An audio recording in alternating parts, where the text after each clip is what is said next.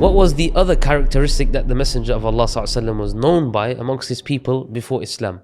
And that was that he was known as As-Sadiq, the honest one, because of his honesty and truthfulness with the people.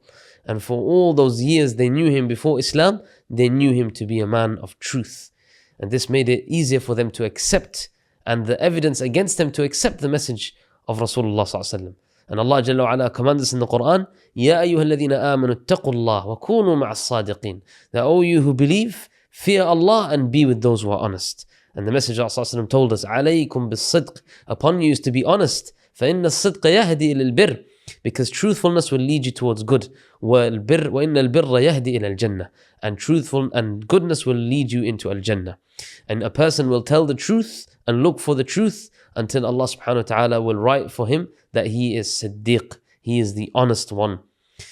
And as-sidq brings about relief, whereas al-kadhib or lying, it brings about riba, it brings about always being hesitant. You have to tell another lie now to keep this lie up, and it's a constant feeling of uneasiness, whereas truth sets a person free.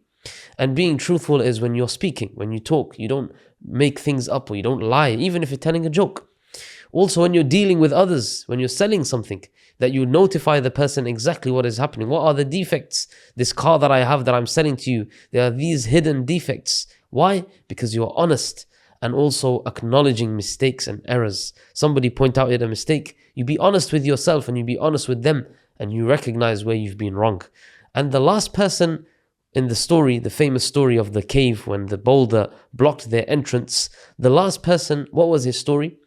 Is that when he was entrusted, or he had people who he would work for them and he would give them their dues, one man left his pay or his salary with him, and he had left him for a period of time. So he invested this wealth and the wealth grew. Then when the man came and he said, where's my wealth? He said, everything that you can see from this wealth is yours. So the man said, are you messing around with me? He said, no, this wealth that you gave to me, you entrusted it with me, I invested in it, and this is all that everything that you have gained from that investment. So look at the honesty of this man, that Allah loved it so much that he removed that boulder so that they were all able to leave the cave. And this is something that Allah subhanahu wa ta'ala loves to see from you, to be honest with you, with yourself, with Allah, and with the rest of this creation.